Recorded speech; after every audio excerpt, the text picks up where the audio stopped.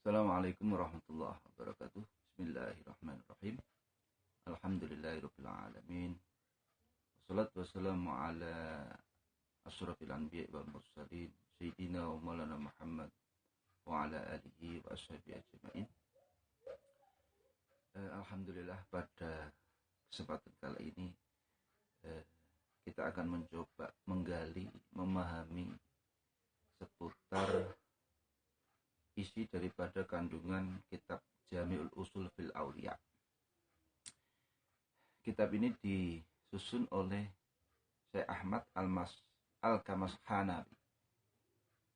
Syekh Ahmad Al-Kamaskanawi An-Naqsyabandi Al-Mujaddidi Al-Khalidi. Jadi kitab ini adalah kitab penganut atau pengamal Thariqah An-Naqsyabandiyah Khalidiyah Al-Mujaddidiyah. Kitab ini menarik sekali. Kitab ini berjudul Jami'ul Usul fil Auliya. Pokok-pokok daripada wali-wali Allah. Waliyun min auliyaillah. Kita tentu tidak asing apa yang kemudian dinamakan, sering-sering disebut waliullah. Mbah Hamid Pasuruan terkenal dengan waliullah.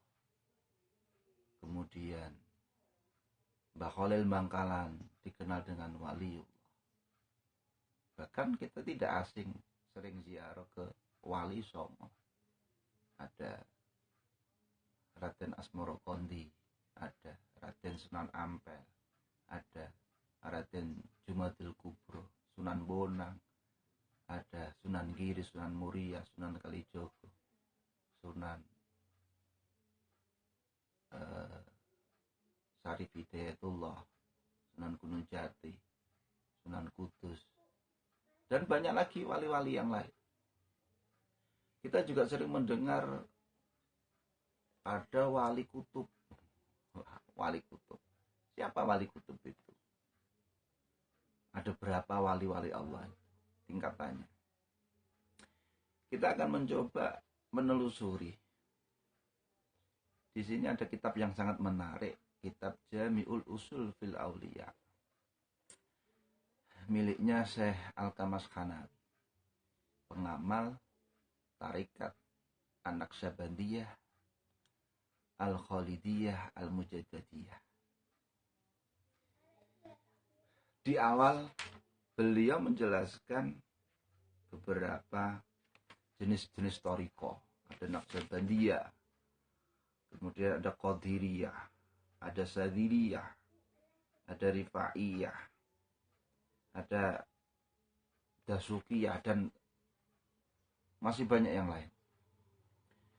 Setelah itu beliau menerangkan tentang wali-wali Allah. Wali-wali Allah. Di awal babnya itu beliau menerangkan tentang ta'riful kutub wasairil auliya. Pengertian wali kutub, wasairil auliya, dan semua wali-wali Allah. Ta'riful kutub, pengertian wali kutub. Banyak yang mengatakan menurut beliau, faqalu innal aqtab katsiratun. Wali kutub itu banyak. Ini secara umum.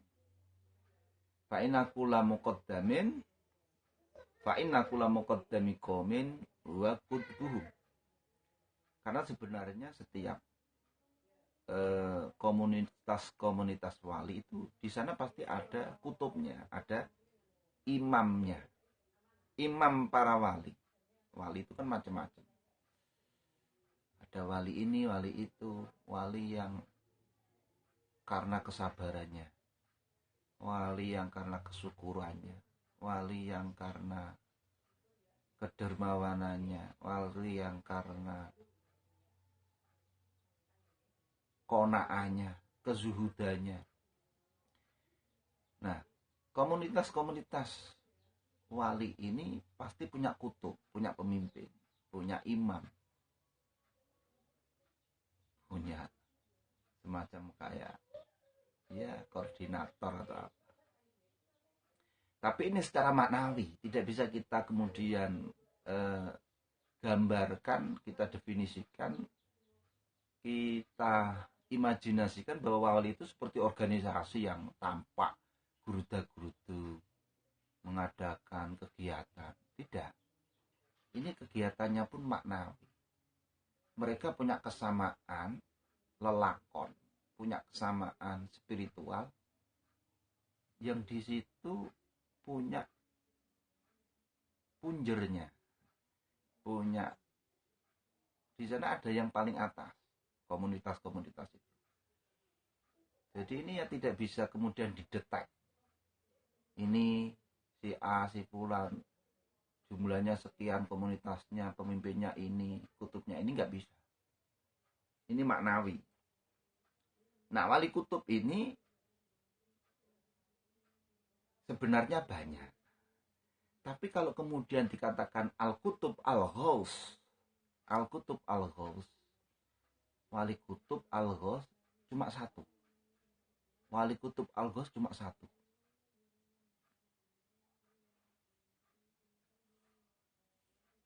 Lah kemudian bagaimana kalau cuma satu? Tentu wali kutub ini kan punya usia. Mungkin usia 70, usia 90, atau bahkan cuma usia 40 lebih sedikit meninggal dunia, wafat. Siapa penggantinya? Di sini diterangkan annanuqoba'ahum salatsumi'atin. Ada pengganti yang siap menggantikan itu 300 orang. Nukobanya.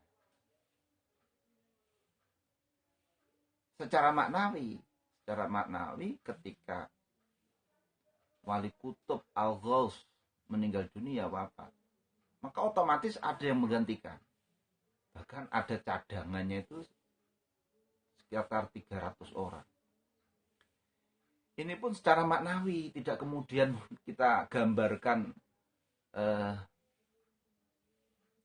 orang ini antri seperti PNS atau seperti dalam sebuah organisasi ada kader-kader. Tidak seperti itu.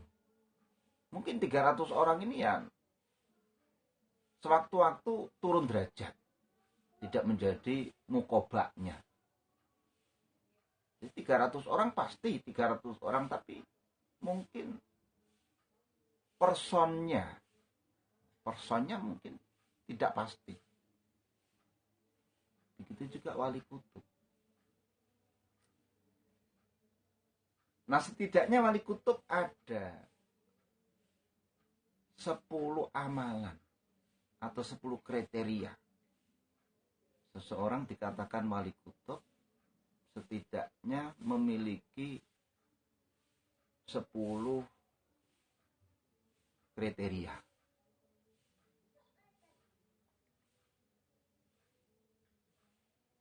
Sepuluh kriteria ini yang 4 bersifat zahir, yang 6 bersifat batin.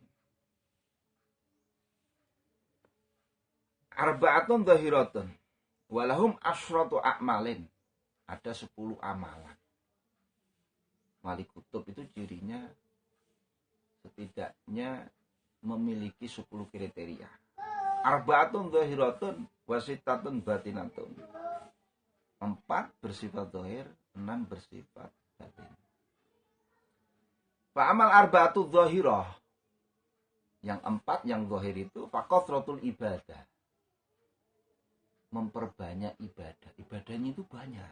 Wali kutub itu. Ibadah zahirnya banyak. Puasa, ataupun sholat, ataupun zikir, ataupun membaca Quran, membaca kitab. Ya ibadah-ibadah zahir, mungkin sedekah, menolong orang, berbuat baik dengan sesama. Amalan-amalan zahirnya itu banyak. Itu wali kutub. Itu baru kriteria pertama dari yang arba'atun zahirah. Maka kalau kemudian seorang wali kutub tidak terlihat secara zahir ibadahnya. Ya, kalau menurut kitab ini bisa dipastikan itu bukan kutub. Syekh Al-Habib Abu Bakar Gresik itu banyak yang mengatakan wali kutub. Beliau terlihat amalan ibadah zahirnya banyak terlihat. Ngaji Ihya setiap hari kalau nggak salah. Setiap hari ngaji Ihya dan ibadahnya selain ngaji Ihya setiap hari itu ya, juga banyak sholat sunat, zikir banyak. Maka tentu Al-Habib Abu Bakar Gresik, fa insyaallah, wallahu a'lam. Kalau menurut kitab ini ya min auliya minal kutub, fa insyaallah, wallahu a'lam. Itu yang pertama. Yang kedua, at-tahaqquq bizuhada. Zuhudnya itu akurat. At-tahaqquq bizuhada. Zuhudnya itu akurat. Akurasi kezuhudannya itu terbukti, terukur. Kita sering mendengar orang-orang mengatakan zuhud itu di hati, zuhud itu di hati. Ya mungkin itu hanya ucapan saja untuk menutupi kekurangan dirinya. Mungkin seringkali kita mengatakan seperti itu. Sebenarnya kita masih cinta dunia, tapi seolah-olah dunia hanya di tangan, tidak sampai di hati. Tapi tidak akurat. Akurasinya itu masih dipertanyakan. Apakah benar? Dunia itu hanya berada di tangan, tidak di hati. Hanya berada di dalam genggaman tangan, tidak sampai digenggam oleh hati. Apakah benar? Akuratkah? Ketika kehilangan jabatan, kehilangan harta, kehilangan keluarga bahkan, atau bahkan kehilangan dirinya, harga dirinya,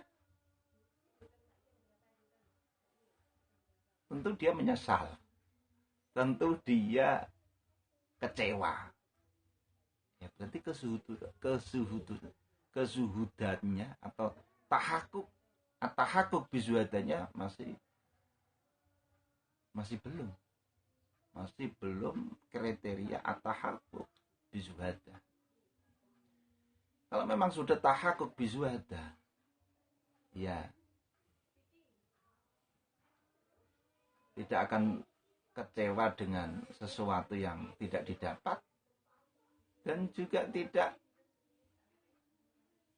begitu mendambakan atau bergembira ketika mendapatkan nikmat. Ya biasa. Kenapa biasa? Ya karena setiap hari Allah mencurahkan nikmat yang tak terhingga. Dan kalau memang itu sebuah hal yang tidak diinginkan, ya, karena itu sudah iradatullah. Itu pilihan terbaik Allah. Buat apa kecewa? Ini at-tahaqquq bizuhada. Itu yang pertama. Ini saya kira tidak sembarangan orang ini. Ini kan wali kutub. Yang namanya wali kutub itu ya tidak sembarangan orang. At-tahaqquq bizuhada. Yang ketiga adalah at-tajarrud anil iradah. Tidak memiliki iradah. Orang kok nggak punya iradah, nggak punya keinginan. Subhanallah. Memang pada dasarnya semua itulah keinginan Allah. Kita mengaji, kita bekerja, kita beraktivitas. Ya, seluruhnya sebenarnya keinginan Allah. Tapi ada cirinya. Ada tanda-tandanya. Ada tanda-tanda bahwa itu adalah benar-benar keinginan Allah. Atau artinya dia bisa menempatkan bahwa itu adalah keinginan Allah, bukan keinginan dirinya sendiri. kita ini masih ya merasa itu keinginan kita, punya rencana begini begitu, rencana A, rencana B, C sampai seterusnya. Itu rencana kita. Maka kalau kemudian kita rencana itu sukses, wah kita merasa itu adalah jerih payah kita. Ketika gagal, kecewa. Wah, saya sudah berusaha begini. Masih merasa itu adalah irodah diri kita. Nah, kalau wali kutub enggak.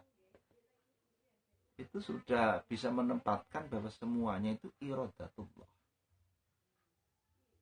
Bisa makan, kemudian mengambil nasi, memasukkan ke mulut.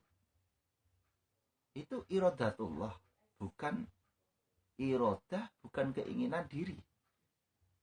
Nah, kalau kita kan, saya lapar, saya pengen makan sambal korek, pengen ikan bakar, pengen es jeruk, es teh. Yaitu masih keinginan kita.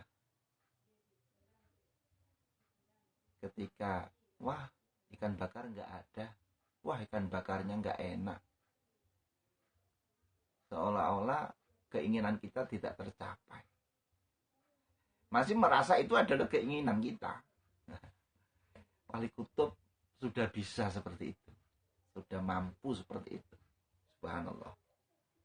Wa quwwatul mujahadah yang keempat.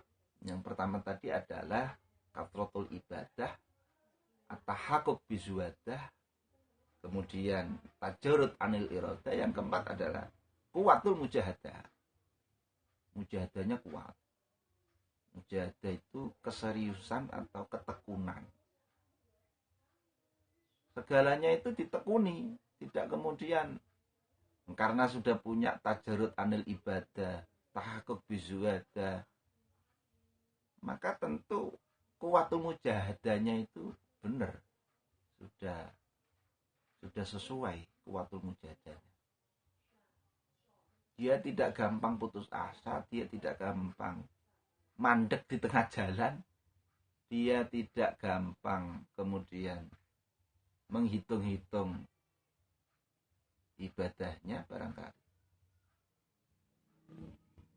Tidak gampang-gampang. Ya katakan membaca Al-Quran atau zikir atau wirid atau aktivitas yang lain, sholat sunat atau puasa. Ya istiqomah tentunya kuat, tidak gampang-gampang kemudian libur, tidak gampang-gampang kemudian wah lagi malas, lagi nggak mood. Ini kuwatul mujahadahnya masih kurang. Kuwatul mujahadahnya masih kurang. Apalagi kalau kemudian ada faktor lain, dicemooh, kemudian dibully, kemudian ya banyaklah faktor-faktor lingkungan di sekitar kita yang kemudian akhirnya tidak menjadikan kuat mujahadah kita.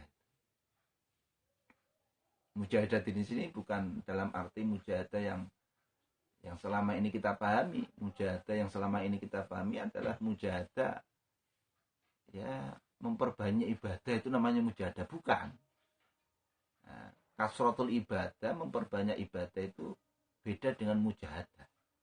Nah, mujahadah itu ya apa ya? Kekuatan untuk beribadah itu serius, memuncak. Itu kuwatul mujahadah. Ya refleksinya di kasratul ibadah. Ya belum tentu juga kasratul ibadah. Setiap ibadah, setiap item ibadah itu ada kekuatan mujahadahnya.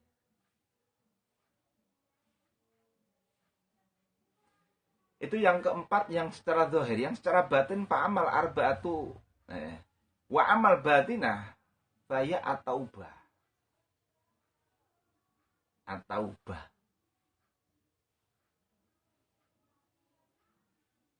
Tobat. Tobat itu ya insaf. Tobatnya wali tentu bukan seperti tobatnya orang awam. Orang awam tentu tobatnya karena banyak minuman keras, banyak judi, banyak mabuk, mencuri, membunuh, tidak sholat, tidak puasa, kemudian dia insaf, kemudian dia terus rajin sholat, terus sudah tidak mencuri, tidak melakukan maksiat. Bukan itu.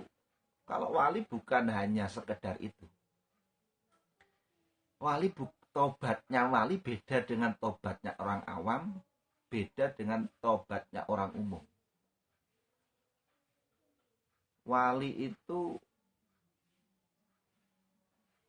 katakan dia tidak sholat sunat atau sholat sunatnya berkurang atau sholat sunatnya kurang baik, kemudian diperbaiki, ya itu sudah tobat. Itulah tobatnya para wali. Tobatnya al-muqarrabin. Bukan tobatnya orang awam. Bukan tobatnya al-abror. Ini tobatnya benar-benar tobatnya wali. Dia akan menangis karena tidak membaca Al-Quran di waktu malam atau di waktu pagi. Padahal biasanya dia membaca Al-Quran. Itu tobat. Kalau wali itu sudah tobat.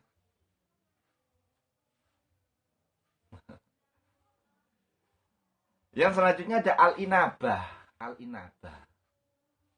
Al-inabah ini wallahu a'lam. Saya masih belum begitu memahami yang dimaksud al-inabah. Tapi saya punya sedikit gambaran al-inabah itu.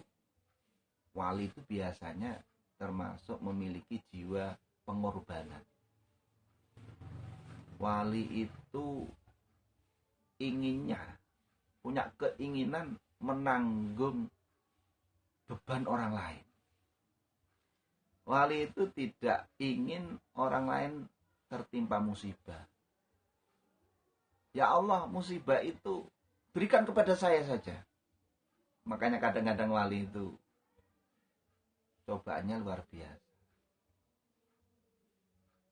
Dia katakan, yang terkenal adalah Mbah Hamid Pasuruan. Katakan, yang mungkin istrinya cerewet. Wallahu alam. Kalau memang itu benar, seperti baginda Sayyidina Umar Ibnu Khattab radhiyallahu anhu, istrinya cerewet. Cerewet itu ya memang sengaja beliau menanggung beban cerewet itu. Sudahlah, pelampiasanmu terhadap apapun saya terima. Saya dengarkan cerewetmu.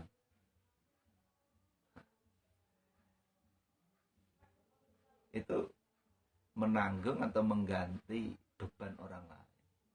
Musibah juga begitu. Itu bisa sebagai ganti musibah yang sebenarnya turun kepada umat, kepada lingkungan. Tapi karena wali kutub ini kemudian berdoa memohon kepada Allah agar musibah itu diganti dengan sesuatu yang beliau nanti yang menanggungnya. Akhirnya cerewet terus itu istri. Atau mungkin anaknya nakal, atau mungkin ya apalah yang menimpa wali itu. Sebenarnya adalah ganti dari musibah-musibah yang sebenarnya harusnya turun ke lingkungan, ke masyarakat. Luar biasa itu wali kutub. Wali kutub. Wal muhasabatu. Muhasabah itu wali punya jiwa muhasabah. Taubat, inabah, muhasabah.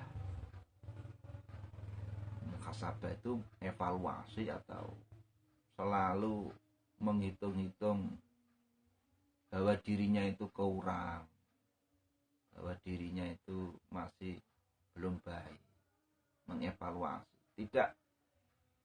tidak seperti pada umumnya manusia. Pada umumnya kita ini tidak ya tidak pernah mengevaluasi. Ya sudahlah, seperti itu jalannya. Yang penting kita syukuri, alhamdulillah. Tapi kalau wali selalu muhasabah, mengoreksi dirinya. Kalau kita itu kan mengoreksi orang lain. Kita mengoreksi orang lain. Kalau wali itu mengoreksi diri sendiri. Dan ikhlas itu tidak kemudian disampaikan, dikandak-kandak, no. Tidak. Koreksi itu ya untuk dirinya sendiri. Watafakur. Ya, sering tafakur.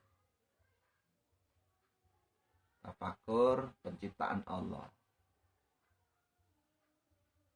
Cabai ada yang merah, ada yang hijau, ada yang kuning, ada yang panjang, ada yang bentuknya bulat seperti tomat. Tafakur seperti itu. Tafakkaru fi khalqillah. Mana arafa nafsa, arafa rabbah. Orang itu kalau mau mikir-mikir, mengasah otaknya itu atas ciptaan Allah, maka dia akan tahu bahwa Allah itu maha kuasa. Allah itu maha indah. Gunung, laut, pepohonan, dan banyak ciptaan Allah itu. Burung bisa terbang, angin berhembus, hujan bisa turun, bintang, rembulan, matahari, itu ciptaan Allah. Sedahsyat itu. Apa yang bisa kita manusia? WA error. Facebook error. Itu semua kekuasaan Allah, kehendak Allah. Meskipun melalui tangan-tangan manusia. Karena sebenarnya tangan manusia ada tangan Allah. Yadullah fawqa aydihim. Tangan-tangan manusia sebenarnya tangan Allah. Apa yang ada di dunia, alam raya semesta ini ya itu adalah manifestasi Allah. Itu semua kehendak Allah. Wal i'tisam, menjaga diri. Wariyadhah, dan riyadhah. Ini banyak. Ini wali kutub. Ada wali nujaba, ada wali abdal. Ada wali kutub, ada wali nujaba, ada wali abdal. Ada juga wali, apalagi ini, banyak wali-wali itu. Ada wali autad. Ini kemudian banyak kitab ini sangat menarik. Ada uzlah. Uzlah yang benar seperti apa? Alju, menahan lapar. Luar biasa. Nanti ada kriteria daripada hamba-hamba Allah yang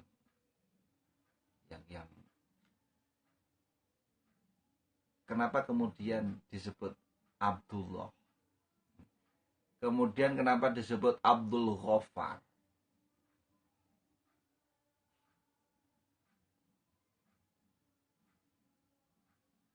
Orang disebut Abdullah itu, Abdullah maknanya hamba Allah.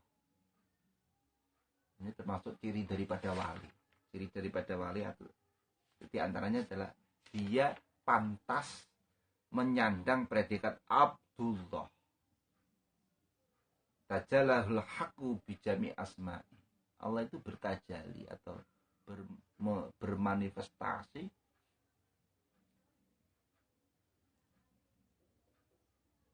bijami asma'ihi,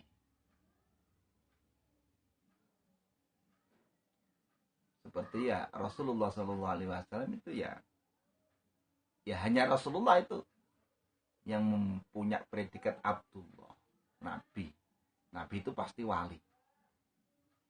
Wa annahu lama qama Abdullahi yad'uhu. Dalam Al-Quran dijelaskan wa annahu lama qama Abdullahi yad'uhu. Itu yang dimaksud Abdullah adalah Rasulullah Shallallahu Alaihi Wasallam. Hanya Rasulullah Shallallahu Alaihi Wasallam lah yang pantas punya predikat Abdullah. Yang lain tidak. Falam yakun hadal itu bil haqiqah ilallahu. Walil aktab min warasatihi wa tabi'iyati. Atau wali aktab yang sebagai pewaris Nabi. Wali aktab ya meskipun tidak seperti Rasulullah, secara majazi bisa dikatakan Abdullah.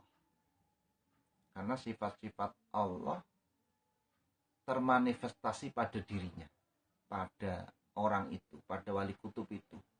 Atau yang paling mudah ya Rasulullah Shallallahu Alaihi Wasallam itu adalah tajalinya Allah. Kanjeng Nabi Raufur Rahim, alaihi ma'anitum, harisun alaikum. Itu sebenarnya sifat Allah. Sifat Allah tapi diberikan kepada seorang hambanya, kepada Rasulullah SAW. Setidaknya mendapatkan percikan dari asma Allah, dari asma'ul husna. Orang yang mendapat